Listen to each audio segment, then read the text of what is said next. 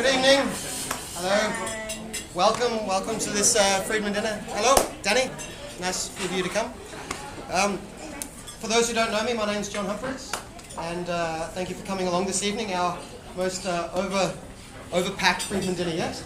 As I've probably complained to you, a few of you already, we normally have 5 or 10 people pull out at the last minute. And today, no one pulled out, and I got about 3 or 4 calls saying, can we come along? Of course, I just said yes, assuming that when we got here, some people would pull out. And no one did. So anyway, thank you all for coming along. We must have a great speaker this evening. These are the Friedman Dinners. For those of you who have been along before, you'd be very used to me saying this is named after not just Milton Friedman, who you'd all instinctively think of, I hope. Not Thomas Friedman, no, but Milton Friedman, but also David Friedman, his more radical son, and Patrick Friedman, his more eccentric grandson. And I often tell you that, you'll be sick of hearing it, but I thought I'd give you one little update about what Patrick Friedman's up to, which I thought was a bit interesting lately. He runs what's called the Seasteading Institute, which is, you may have, if you're a libertarian like I, you may have wondered at some point in life, wouldn't it be nice if we could just find a place to go and be free, instead of trying to fix Australia? And of course, there's very few places on earth that you can go to. The idea then people think about is how could we create a new country, build a new one? And people have thought, well, wouldn't it be nice to go and create a floating platform off in the ocean? Now, libertarians have fantasized about this forever. The difference between our fantasies and what Patrick Friedman's doing is he was lucky enough to get significant amounts of funding from Peter Thiel, the libertarian entrepreneur and philanthropist.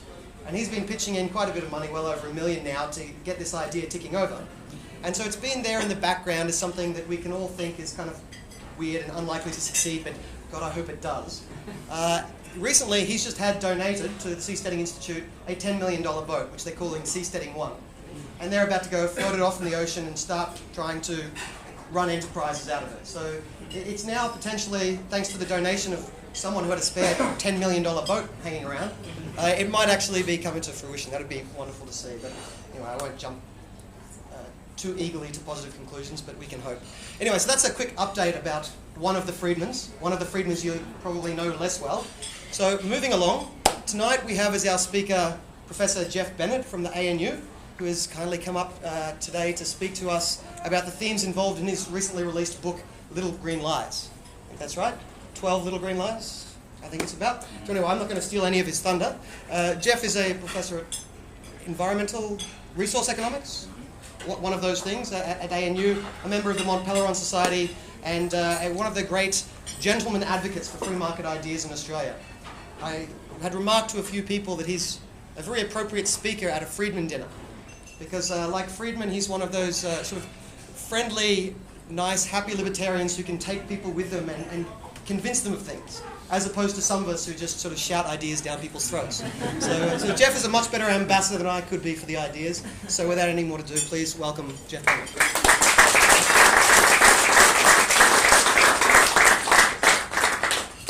Thanks very much, John. I don't really know how to respond to that.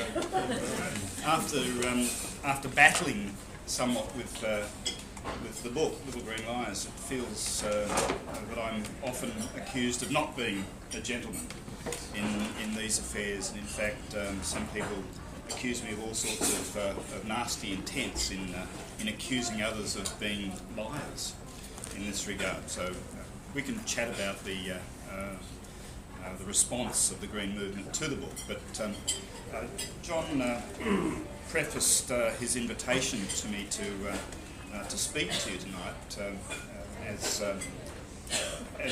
addressing a Friedman dinner. And so what that made me start to think about was how the book Little Green Lies relates to Milton Friedman, and I specifically mentioned Milton in this instance. And of course, Little Green Lies is a critique, an economic critique of what I've fashioned as 12 propositions that are commonly put by the environment movement, not the political party, but the green environmental movement, and on which much of current Australian environmental policy is based.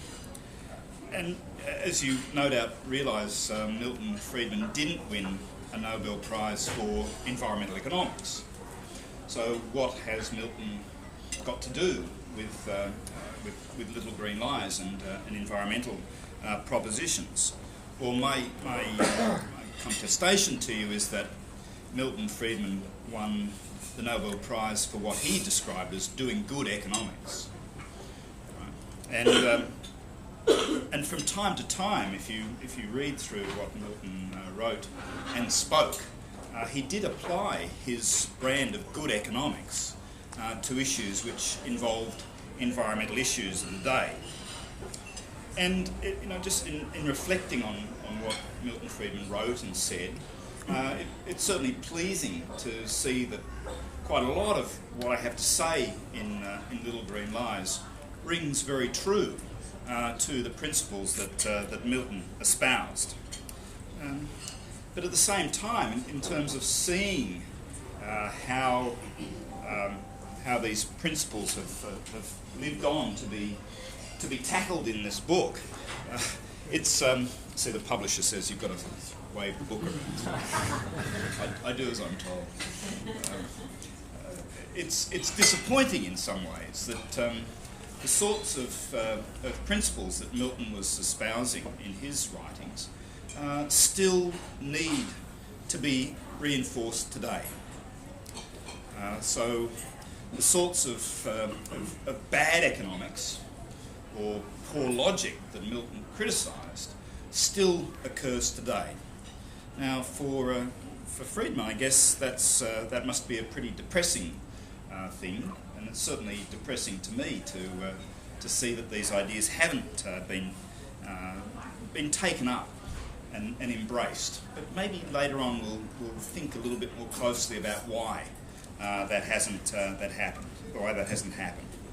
But as you know, Friedman's basic libertarian philosophy was to let people do as they would choose, so long as their actions didn't impose negative impacts on others. And that's the basic libertarian philosophy that he espoused, the free to choose philosophy. But it has this rider on the end of it. Right? Let people go about their business unless it does harm to others. Now, if you go into a Department of the Environment in any government anywhere in the world, the single most important economic word that these bureaucrats know is externality. Right, so you turn the handle and out comes externality, environmental externality, environmental externality. So the policies of intervention, the policies that stop people being free to choose, are basically justified on this concept of your actions cause damage to the environment, which then in turn leads to costs being borne by others. So the logic then is that we need to stop that happening. We need to stop that harm being imposed on others. And the expectation then, I guess, of the bureaucrats is that even Milton Friedman has to roll over on this one and say, okay, we accept that there's damage being done, so we accept there's a role for the state to intervene in people's decision making. Do you think Milton would agree with that? My assessment is no, he wouldn't, because Friedman's answer to that would be twofold. First of all, the answer to the existence or the presence of cost isn't necessarily another, and I'm going to quote here, another government law which will restrict the freedom of people to use their own resources. So Friedman wouldn't have necessarily jumped to the conclusion that you need to restrict people's freedom of choice in order to address this problem of an environmental externality. In fact, the second line of Friedman's response, I think, would be, okay, if there is this problem, if there is this cost being imposed to others, let the operation of the market work to solve the problem. Now, what I want to do tonight, if I may, and not bore you too much, and John tells me I've got only a short period of time to talk to you, is illustrate how Little Green Lies works within this premise of Friedman's response. And I'm going to use one or maybe two examples from the book, here it is again, in order to illustrate these points. The first one I wanted to deal with is fossil fuels. There are two chapters in the book which deal with fossil fuels. The first one is the first chapter called Peak Oil, and the second one is on renewable energy. I'm going to sort of roll some of the themes together from those two chapters to address this. Basically, two propositions here that underpin the Little Green Lies of these chapters. First of all is that fossil fuels are dirty. They impose costs on others when they're burnt. And the second one is that we're running out of fossil fuels. So there's this sentiment that we've reached peak oil. We'd better be careful because this is a non-renewable resource, and we're going to run out. Now, in looking back at what Friedman discussed in the sort of late 70s, when the oil crisis was upon us. Remember the oil crisis? Maybe some of you are old enough to remember that. When the price of oil spiked. And Friedman's response to that is what he would say now in terms of this notion of we're running out. And that is, this isn't a market for oil that we should be worried about. It's a market for energy. And in fact, oil is only one way in which energy can be supplied to consumers. And substitutes abound. I mean, if you've been recently to the United States, particularly to the western Colorado, that sort of area, the place is just littered with natural gas wells. And so the supply of the substitute for oil, natural gas, is blossoming in America, simply in response to the higher prices of oil that have come about because of concerns about increasing scarcity, be they political or otherwise. I mean, the lovely little story I like to talk about with regard to peak oil is the significance of 42, the number 42. Any hitchhiker guide to the galaxy? Now this is where it hits the road here. The rubber hits the road here.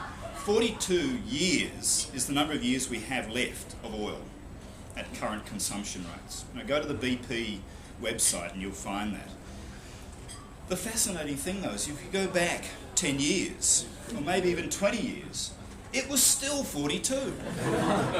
So it's been 42 years for decades. And as we've used more oil, and as our consumption rates have gone up, what's happened? We've found more oil. So the process of exploration and technological advances to get more oil out of existing reserves has developed the supply to the point where 42 years still prevails. So Milton knew that, Milton Friedman knew that. He talked about supply of energy rather than supply of particular forms of energy.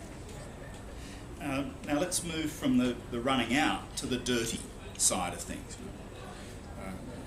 Burning fossil fuels creates all sorts of problems, pollution problems, and Milton actually talked about the establishment of tradable permits for pollutants, so that trade in a fixed supply of emissions permits would provide incentive for people to work out the most cost-effective ways of reducing the pollution or mitigating the pollution. Okay. But again, I think we need to go beyond that, to think more carefully about this notion of, is it necessary to set up a tradable permit scheme for pollutants? The first thing that I think we should recognise is that externalities, the existence of externalities, is all about property rights. Right? You don't have externalities if property rights are fully defined and defended. And determining and enforcing property rights establishes a market. And so the potential for Coasian solutions, trading in newly established rights, is something that we should attend to as the first as the first step of dealing with pollution problems. Secondly, it's really important in thinking about tradable permit schemes and other regulatory mechanisms to think about transaction costs. The costs associated with defining, defending and then trading rights to pollutants. These are costly elements in the establishment of any market process. And in fact, what we should be wary of is setting up systems whereby the costs of establishing and running the systems end up being greater than any advantage that we can achieve from having the system in place.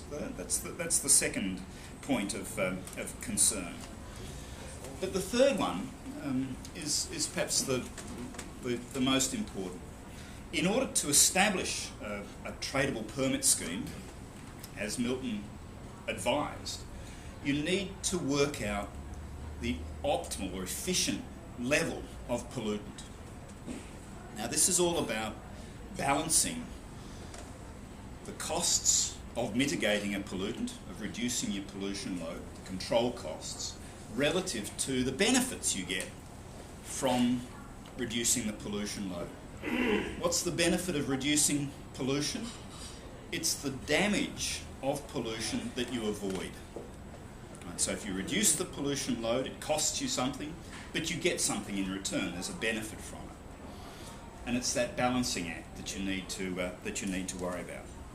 Okay, now that seems fine for things like nitrous oxides, things that are damaging to people's health from the burning of fossil fuels. Sulfur dioxide creates all sorts of health issues. Ozone depletion in the atmosphere from burning fossil fuels. These are all examples where there are marginal benefits of reducing the pollution load because you assist in bettering people's health, particularly in urban environments. What about global climate change?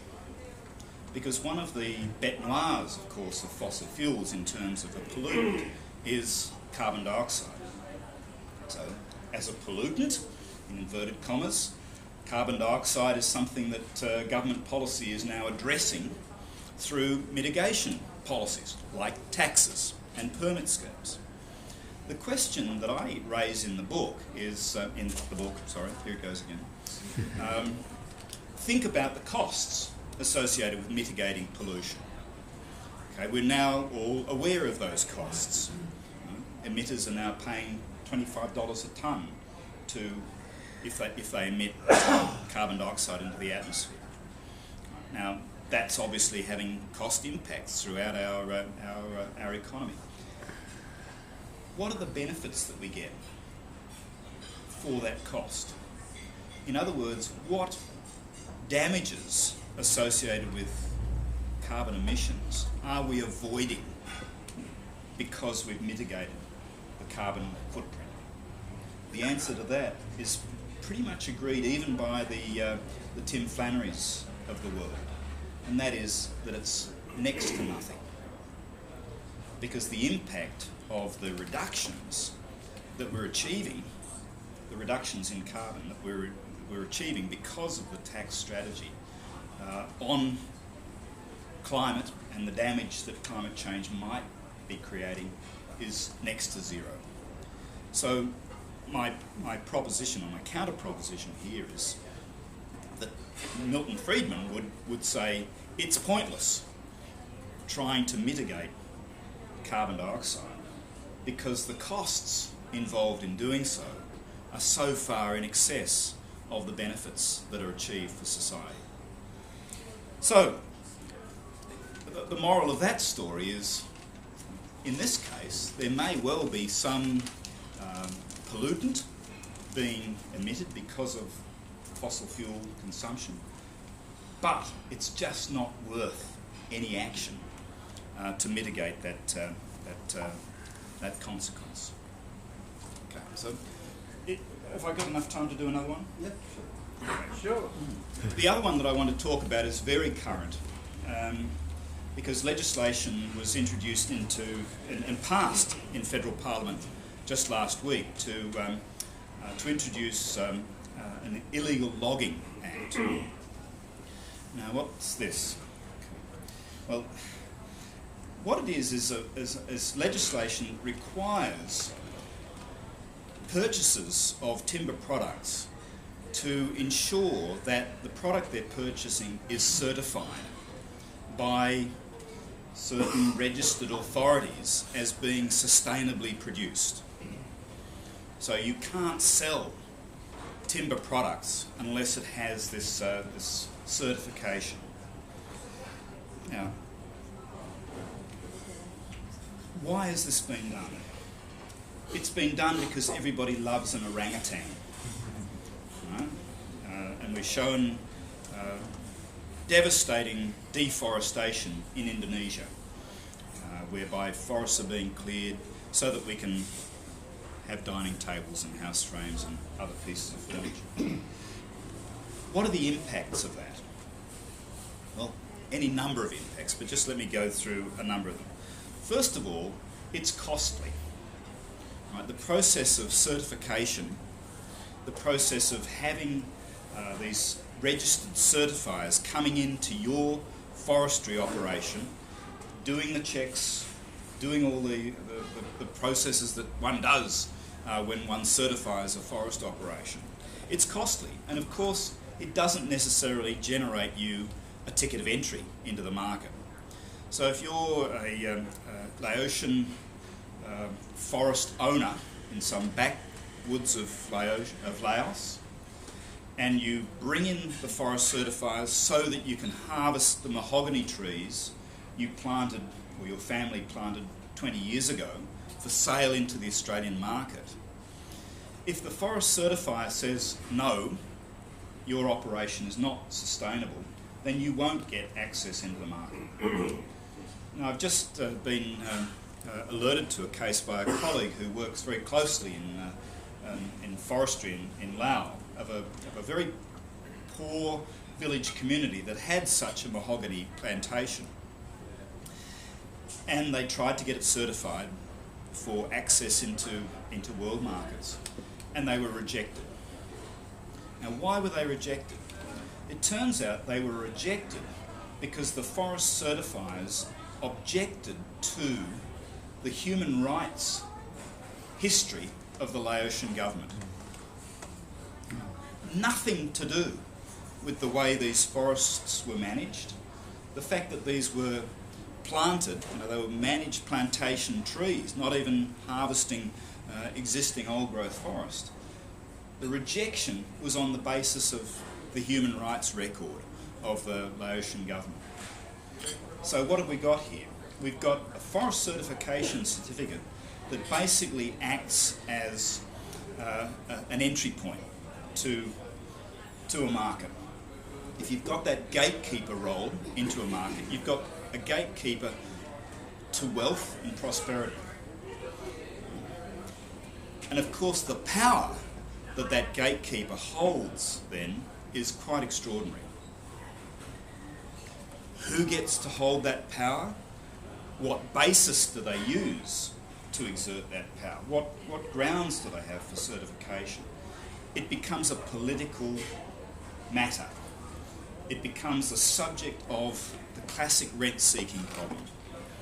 So the vested interest groups get in there and crank up the certification process so as to achieve goals that may not necessarily be in any way related to the protection of forests, biodiversity and orangutans.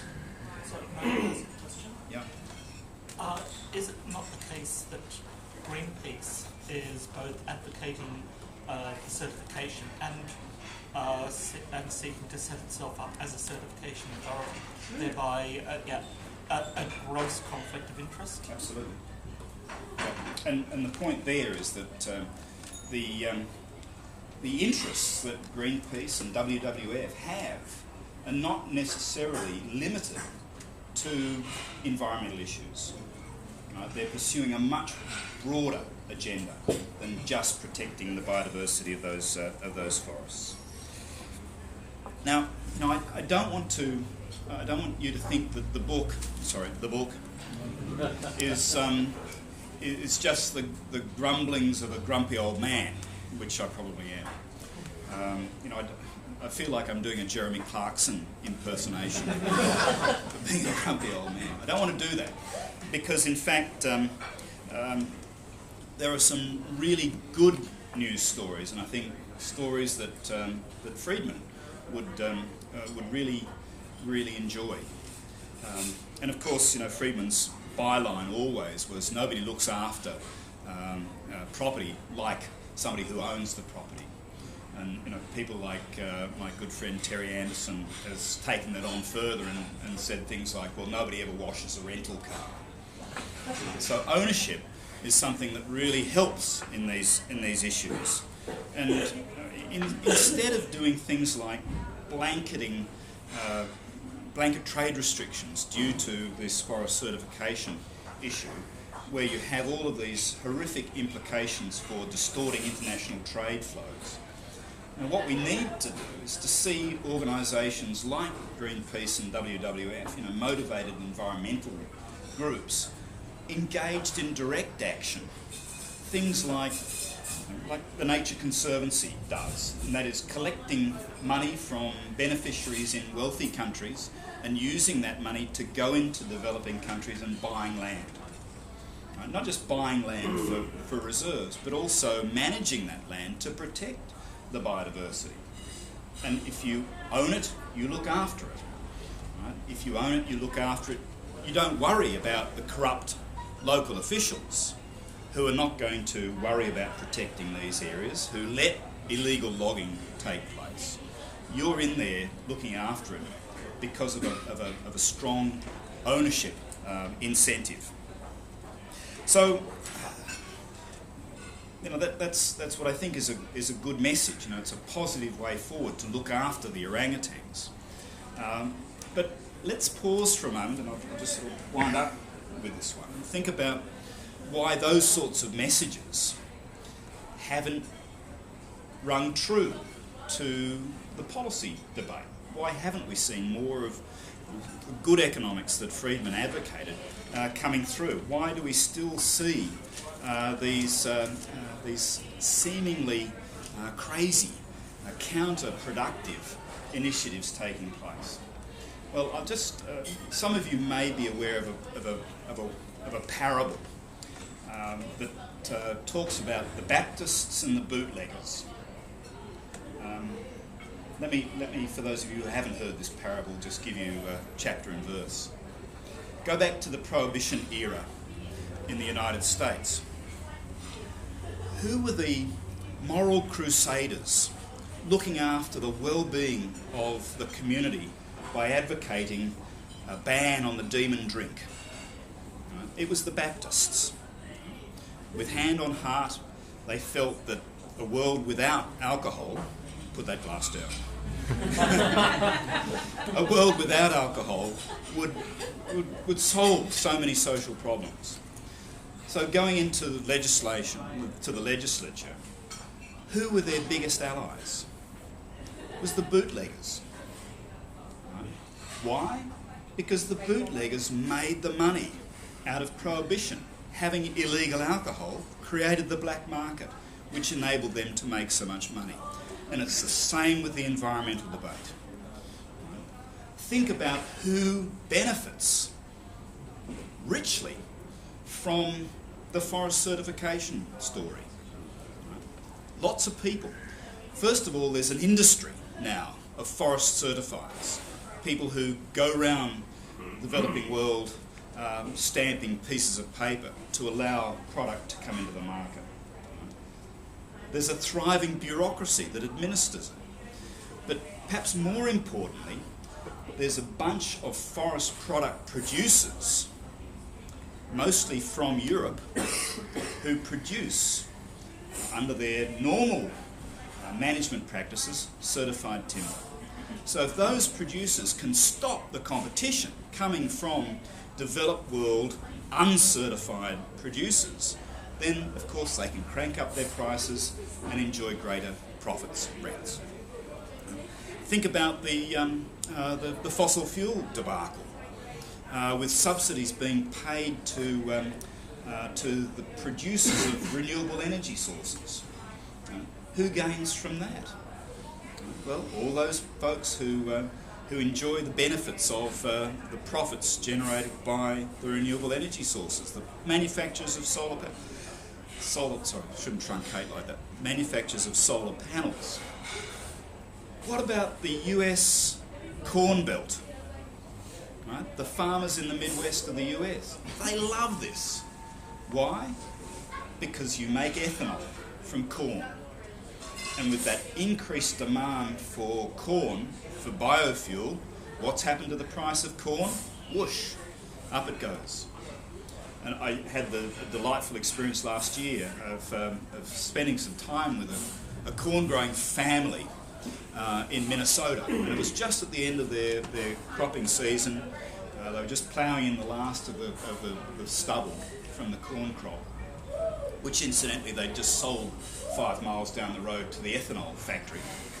And they were shutting up shop then. They were just about to put the tractors away, and they were going off to the Caribbean for a few months. You don't want to hang around in Minnesota through the winter. It's very cold. It's much nicer in the Caribbean, especially if you've just got a very healthy check for your maize.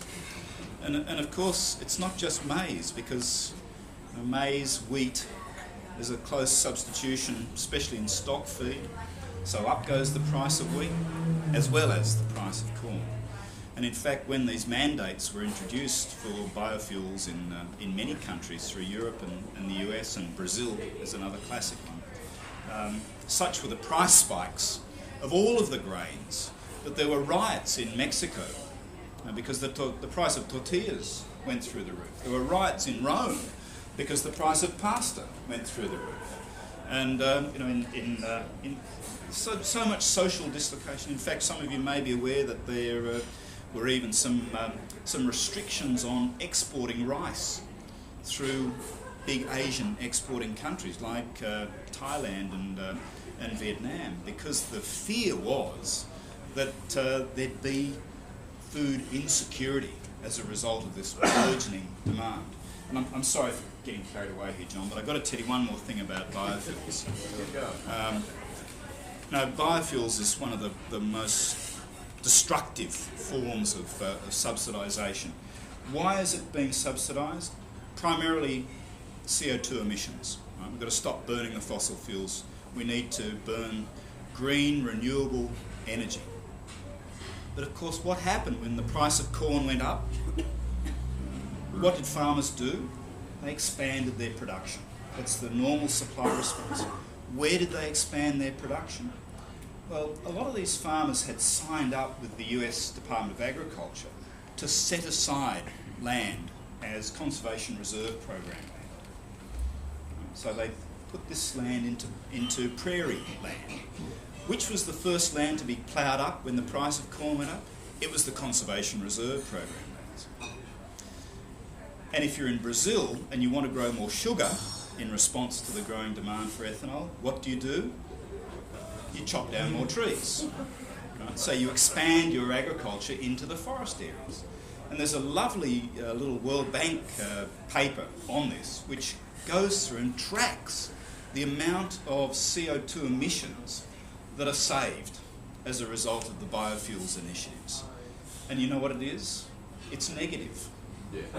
Right? So it's actually creating more carbon dioxide emissions through this vegetation clearing than, and of course to grow more corn, what do? You run more diesel tractors, you apply more fertiliser, all of which creates more emissions. And so here's the quandary. The little green lines that I refer to in the book are all about this notion of perhaps even well-meaning conservation interests getting involved, trying to do what they think is the right thing.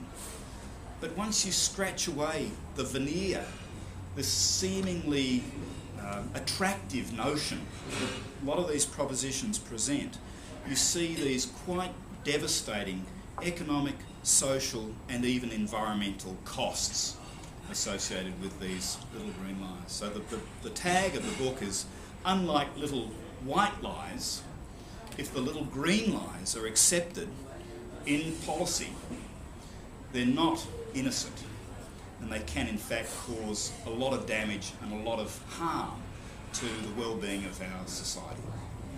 So I'll leave it at that, John, and if people do want to ask questions, please do so, and if you do want to take this interest further, you can buy a book.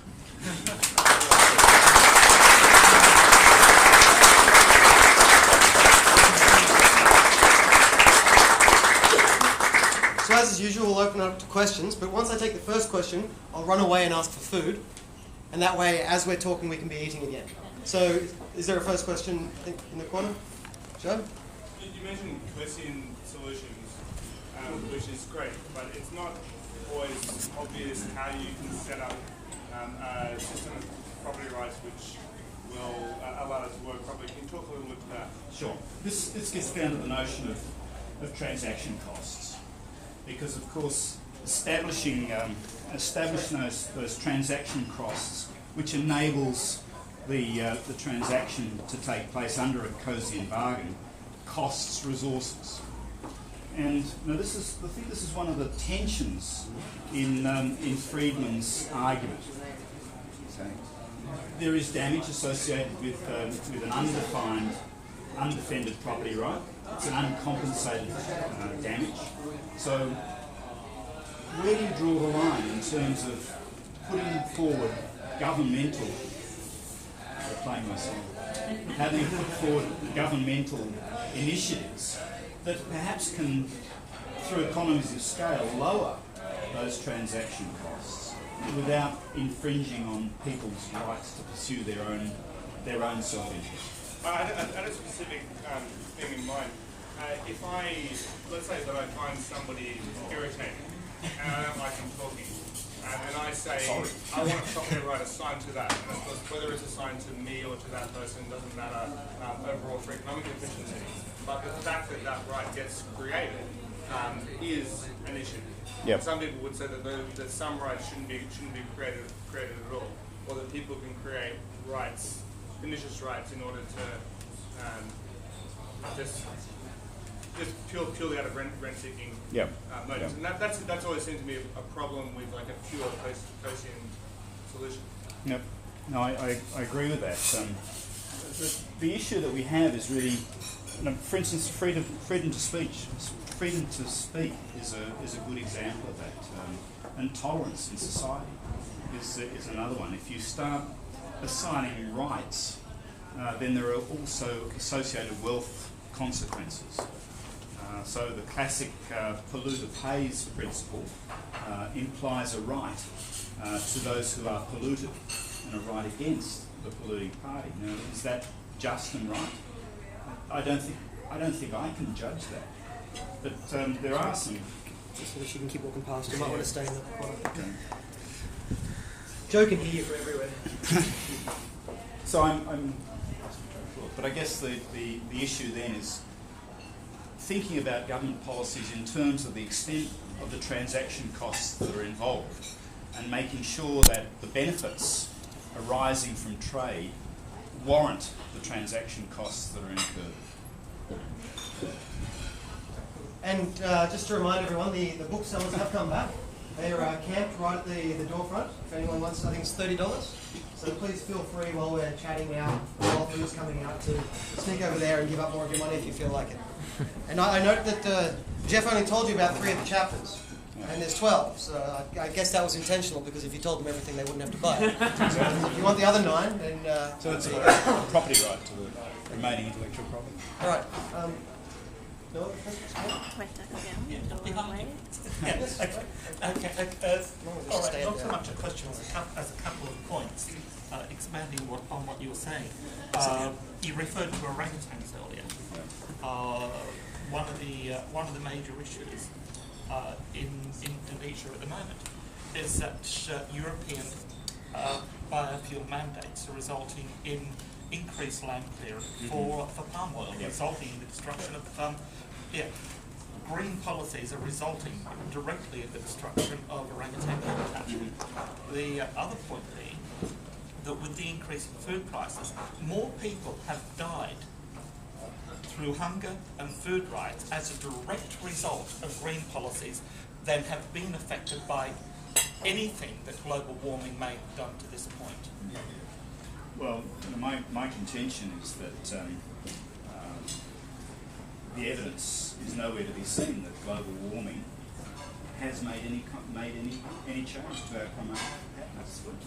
And what annoys me more is the contention that climate change only produces costs. And if you're interested in this area, Bjorn Lomborg's book Cool It is very revealing in terms of making pretty obvious points like excessive heat waves kills far fewer people than cold snaps. Absolutely. Indeed, even the atmosphere at the moment, in historical terms, is CO2 depleted. Well, Plants will be much happier with 4 times more CO2. well, certainly, in that regard, there are many places around the world that will be much more productive agriculturally with a global temperature increase. And this fixation on the negative consequences seems to have ignored all of those. I'm not advocating that we should go and try to heat up the earth, but I think that it's been overplayed.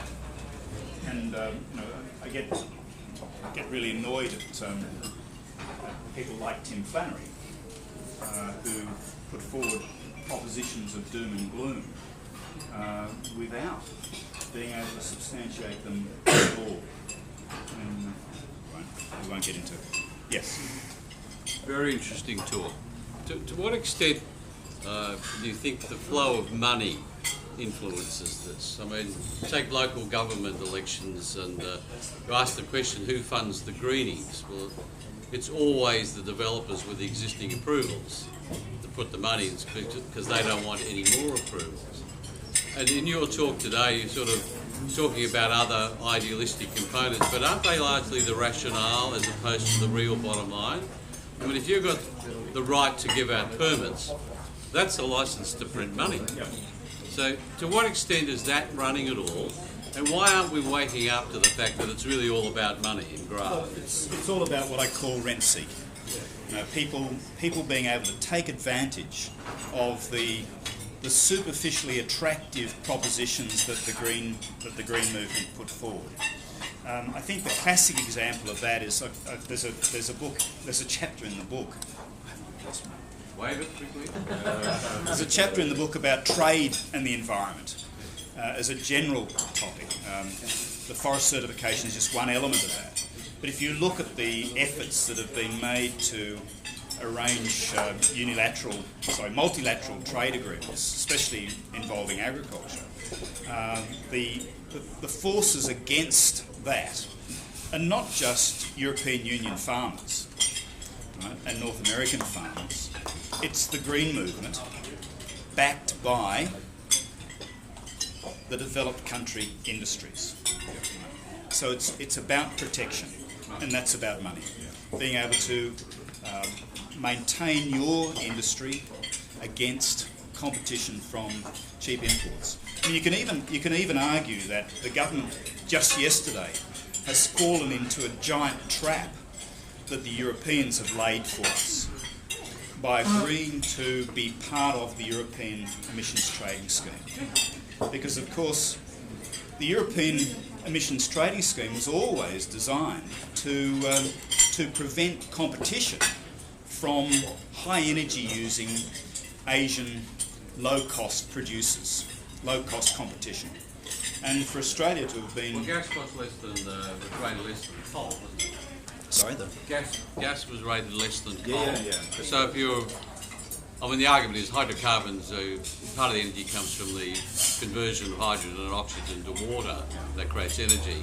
Whereas in carbon, of course, there's carbon and oxygen producing carbon dioxide. So arguably, if you've got hydrocarbon, then you have less, for the given amount of energy, you've got less carbon dioxide being produced. It's all bullshit to start with. That's the rationale. The point here is that the European producers, the highly refined manufacturing industries, are relatively low energy users compared to the sort of the brute manufacturing processes of spine and steel production in Asia. And so if you can somehow put the competitive hobbles on the Asian racehorse, then you've provided your industry with an advantage. And for Australia to go along with that now by coupling our industries into that whole scene is just crazy. And to say that there are 500 million people covered by these pollution schemes just misses the point, because they're not competing against Australian industry. The competitors to Australian industries are in Asia, not in Europe. And not even in Asia. I mean, they're the African minerals producers, the South American minerals producers. So do we have anyone wanting to defend the Green Movement now? No. If not, then we'll go Graham, then Justin. You may well have covered this in your book. I'm really sort of seeking some information. Sustainability is a catchphrase that the environmental movement uses a lot. And I'm not an economist, but a bit of maths. I've wrestled with the concept in my mind. I can see how you could say that something like, say, coal is a unsustainable resource over a particular period of time. I can't, though, work out how you divide it up and make it sustainable in any way, shape or form without just leaving it in the ground. But then if you move on to intangibles, no one uses typewriters anymore. Typewriters didn't die out because there was a failure of supply, but because they were no longer useful. So sustainability seems to me to be a fairly sort of slippery concept, and I just wonder whether you might be able to make it a bit less slippery. No, because it is inherently slippery, and that's the beauty of it for the Green Movement. At last count, a paper written a few years ago tallied up the number of definitions there are of sustainability. It's in the 500 or 600. And what that means is that you can tailor the word sustainability to suit your own personal requirements, mostly in terms of being able to protect your own industry and to create rents for yourself. So I wouldn't try to firm up the definition, because I don't think it's possible. Make a comment about sustainability there. One of the industries which is not sustainable is nuclear, uranium. All right, we've got about 60 years supply of uranium available. We've had 60 years supply of uranium for the last 60 years. Yeah. But nonetheless, the argument is it's a limited resource. We cannot call it sustainable. On the other hand, the Japanese right now are working on processes to extract uranium from seawater. There is enough uranium in seawater to power the Earth's economy at 5 times current energy use for over 1 billion years. What is sustainable? Well, you see, they have this wonderful, in the literature, they talk about weak sustainability and strong sustainability. And strong sustainability says, thou shalt not produce any non-renewable resource. So you can't touch coal, because if you touch coal, you've somehow limited the ability of future generations to use it. But of course the irony of that is that if you don't use it, you set it aside for the future generations, and they work to exactly the same rule, the strong sustainability rule. They can't use it either. So you do it for no purpose whatsoever. Jeff, I wonder if you want to stand there so you Sorry. put your back face to half the crowd. Sorry. I don't know if you guys know the guy who won the mayoral race in the capital of Iceland. I believe ran on a joke campaign slogan of sustainable transparency. He wanted all his transparency to be sustainable. And he was taking the piss, and he won because no one else trusted any other politician. So, Justin. Oh, that's great. My question relates to the co-spirum again. You've got a very friendly audience here who are pretty anti-government and bureaucracy. So what are some areas of that are currently being administered by Pigovian taxation and regulation and other lesser efficient methods, which you think could actually be handled through the coast methodology? The one that my favourite area is private nature conservation. So this is the realm normally reserved for government supply. The government shall provide national parks. My argument, and I believe my argument has been supported by the actions of numerous private sector nature providers, is that that's not needed. In fact, there's a whole chapter in the book about private sector nature conservation. And I talk about groups like Australian Bush Heritage, about Nature Conservancy, Australian Wildlife Conservancy, that are now amongst the largest landholders in Australia. And they operate by accepting donations from you, from me, from corporates, to buy up parcels of land. And it was even starting to work with water. So there are a number of trusts being established that were buying water from irrigators in the Murray-Darling Basin and then using their water allocations to water wetlands, to look after river red gums along the Murray. But of course, what happened with the Murray-Darling Basin Authority buying up water rights for the same purpose, that they crowded out. So the government crowded out the private sector initiative that was active and growing. And I think that's a real disaster. Because now what we have is a monopoly supplier of environmental benefit in the Murray-Darling Basin. It's called the Commonwealth Environmental Water Holder, otherwise known as the CHU. I don't know how they get the CHU.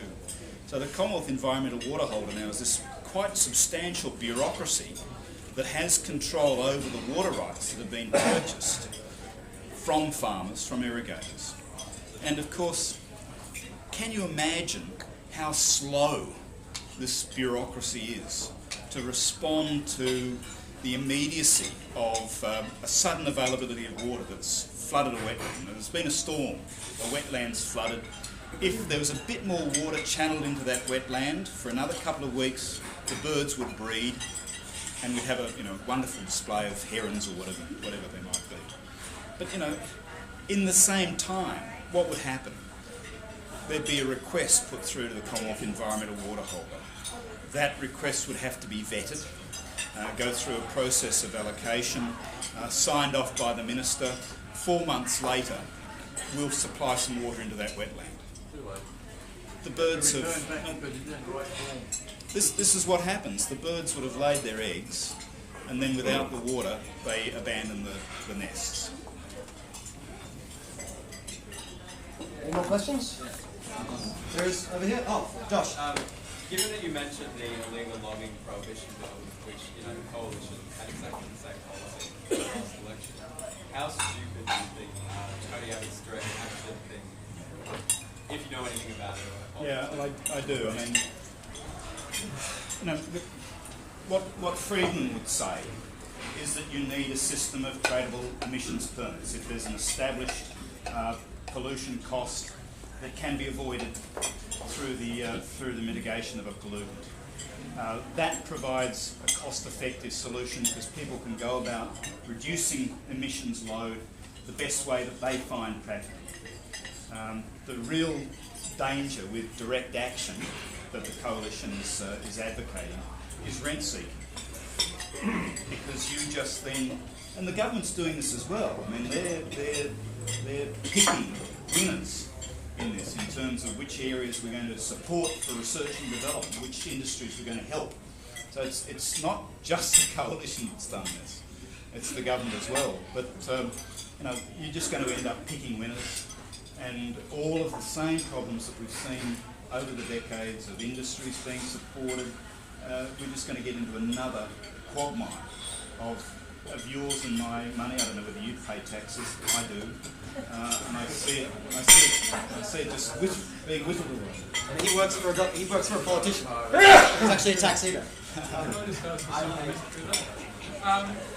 There are a lot of markets around. One of them is called democracy.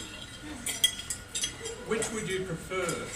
A great big tax system which once in place is very hard to dismantle, although I think linking it to Europe's made it easier to dismantle, or a series of ad hoc benefits which are very easy to take away when you've got a situation where there are electors who, if you want to get their vote, are asking you to pay a price in terms of environmental consciousness.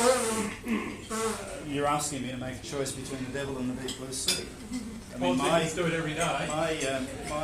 my response to that is you try to demonstrate to the voters that putting money into this black hole will achieve nothing. So for my part, I very much doubt Milton Friedman would have endorsed the ETS. So let's put that counter view out there. But well, he wouldn't have endorsed it because it's bad economics, because the marginal benefits of the ETS we'll are have much smaller. We'll have a different debate about whether that's even the least worst way to do it. But is there any other questions, or should I leave you all to eat your gnocchi? Going once, going twice? If that's it, then can everyone please give another round of applause?